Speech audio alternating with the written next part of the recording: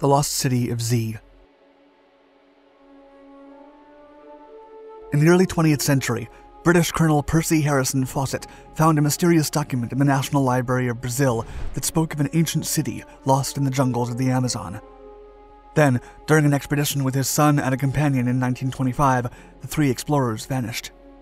However, it is believed that they might have been close to the place they were looking for. When Fawcett found Manuscript 512, he was taken aback. The document was written by Portuguese bandeirante João da Silva Guimarães and stated that as early as 1753, explorers had discovered ruins that included arches, a statue, and a temple engraved with enigmatic hieroglyphs. And although the narration was detailed, the city's exact location was not mentioned. Fawcett then began preparing an expedition to find the ruins, but World War I broke out and the British government withdrew its support. After serving in the Western Front during the war, Fawcett undertook a personal journey to find Z in 1920, but was forced to stop due to an illness and the fact that he had to shoot his own pack animal. The adventurer tried again 5 years later, this time accompanied by his son Jack and a friend of his, Raleigh Rimell. However, the three soon disappeared in the Mato Grosso jungle. Several researchers argue that the explorer might have been influenced by indigenous tales, and locals could have told Fawcett of the archaeological site of Cuicugu near the Xingu River. After Fawcett's presumed death, the actual site of Cuicugu was discovered, and it contained the ruins of about 20 towns and villages. Moreover, it is estimated that about 50,000 people might have lived in the extensive township. In addition, vast geometrical earthworks were discovered in interfluvial settings along the southern Amazonia, and this fact has been recognized as supporting Fawcett's theory. While some relate the lost city of Z with the infamous El Dorado, the mythical place has inspired its own set of stories, including a book by David Gran and a film adaptation by director James Gray. The Lost City of the Monkey God. In the summer of 1940, a headline in the New York Times read, quote, "City of the Monkey God is believed located. Expedition reports success in Honduras expedition." The explorer Theodore Mord had emerged from the jungle with several archaeological artifacts as proof of his finding. However, he would pass away years later without ever revealing the location of the city. Theodore Mord was a journalist, but also a diplomat, producer, and even a spy. Above all, he was an adventurer and explorer. In 1940, he was hired by George Gustav Hay to lead an expedition in Honduras for the Museum of the American Indian. At the time, there were rumors of a lost city, which the locals referred to as the Lost City of the Monkey God. 4 months into the expedition, the explorers sent news of a significant finding. They described discovering the capital of an agricultural civilization of the Chorotega people, and to prove their feat, Mord brought blades, a flute, sculptures of idols, and several utensils carved in stone with him. The adventurers also claimed to have found evidence of precious metals and oil in the region. However, Mord argued that a formal excavation wasn't possible due to flooding, though he planned to return in 1941. The explorer wrote a travelogue in which he narrated his adventures in the Mosquitia territory. He talked about the threatening jungle and the diseases and beasts that haunted it, and how they finally reached the ruins in what he claimed was a perfect setting, flanked by towering mountains. The walled complex was allegedly home to a monkey god that resembled Hanuman from Hinduism. Unfortunately, the temple was not found, but the Paya people kept the legend very much alive. The city found by Mord was associated with the legendary Ciudad Blanca, or White City, and an expedition several decades later found extensive plazas, earthworks, mounds, and even a pyramid belonging to a culture that thrived 1,000 years ago and vanished. Still, the explorer was never able to go back, and he took his own life in 1954. The Kingdom of SAGUENAY. When the Europeans found the New World, they were eager to explore the unknown continent. While there, they met fascinating people and heard all sorts of stories, including one about the legend of the Kingdom of SAGUENAY that might have been the reason France colonized Canada. Centuries later, it appears that there was truth to the myth. It was Jacques Cartier, one of France's greatest explorers, who coined the term Canada.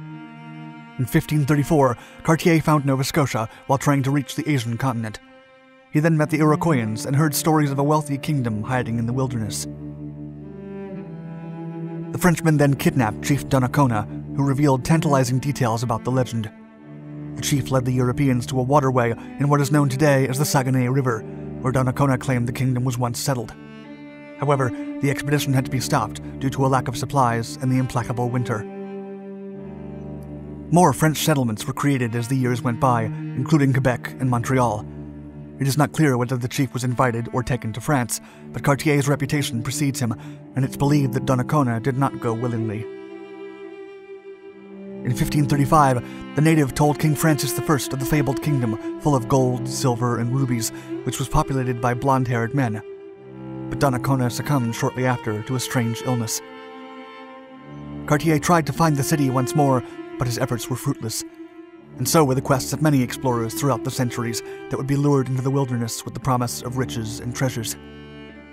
The kingdom of Saguenay eventually became known as El Dorado of North America, another legend dispersed by centuries of oral traditions that tweaked the facts through generations.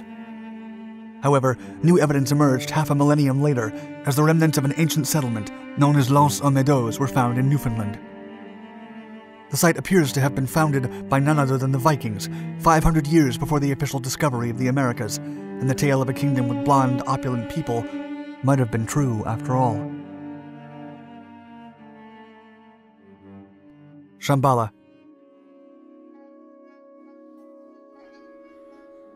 In 1933, British author James Hilton portrayed a mystical valley enclosed in the Kunlun Mountains.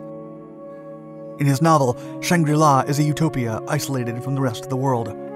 However, Shambhala, a legendary city from Himalayan tradition, could have been a real place, a safe haven for Tibetan Buddhists in times of despair. The paradise described in James Hilton's novel was an enduringly happy place in which its inhabitants were virtually immortal and lived for hundreds of years. Moreover, they would only age in appearance after many centuries.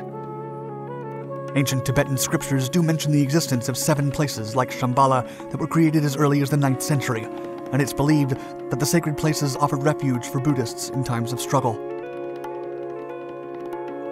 However, the word Shangri-La comes from the Tibetan for Shang Mountain Pass, with Shang being a district in Tibet, and Hilton confirmed in an interview that he had taken inspiration from Tibetan material in the British Museum. In addition, it's believed that he drew from the landscapes of the China-Pakistan border for the physical description of the site. Nevertheless, in 2007, an expedition in the Himalayas found secret Tibetan caves in the cliffs of present-day Nepal, and the mythical city came to life. A treasure trove of art, manuscripts, and sacred symbols were found inside, with the religious texts and wall paintings dating back to the 15th century. Exquisite shrines, ornate with murals, were also discovered. Furthermore, human remains as old as 600 years were unearthed, and according to the researchers, the site appeared to match the descriptions in the novel. Sadly, looters have raided the caves throughout the centuries, and invaluable art pieces have been lost. Hiram of the Pillars. The literature of forgotten civilizations often mentions cities that modern people will never know. One such city is the so-called Atlantis of the Sands, or Hiram of the Pillars, a place brimming with unholy people who fled the wrath of Allah with their sinful ways. A morality tale depicted in the Quran, the story was dismissed for many years until evidence of its existence was found in the dunes. Hiram of the Pillars is said to have been an opulent city, but the Ad, the people who lived there, had strayed from Allah and lived disgraceful lives. However, it is said that Allah sent a prophet, Hud, to summon the lost ones and return them back to the one true God. But the Ad turned the prophet down and were hostile and dismissive, for which they were punished. A powerful sandstorm is said to have hit the city for 8 days and 7 nights without pause, burying it under the sands and never seen again. Even though many people believe the story is a fable or a morality tale, there are those who take it to heart that it actually existed. In the 1990s, a team of amateur archaeologists found a lost city by the name of Ubar in Oman, near the Kara Mountains. The city was in the middle of an important commercial route of incense trading, and because frankincense was worth its weight in gold, the city could have indeed been rich. Although the city is in the middle of the desert, researchers maintain that the climate back then could have provided enough rainfall for it to survive. That is, of course, until the sands swallowed it. Furthermore, The finding was supported by NASA, which used their shuttle radar system to provide imagery showing the old trade routes hidden under layers of sand, and many scholars believe that Ubar could be Iram, or else Iram could still be waiting to be uncovered. Thank you for watching our video. Please give us a like and subscribe to all our Dark Documentaries channels for more intriguing content. And if you'd like to see a particular topic featured in our videos, please let us know in the comments below.